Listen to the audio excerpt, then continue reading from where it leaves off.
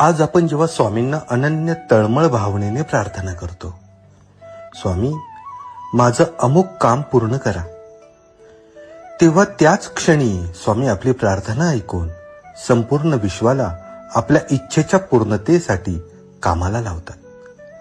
पण हे कार्य बाह्य रूपाने लगेच दिसत नाही.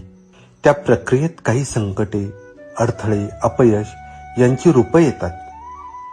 याच प्रसंगांना स्वामींचा प्रसाद मानून आनंदाने स्वीकारणं हेच कृतिशील विश्वासाचं लक्षण आहे.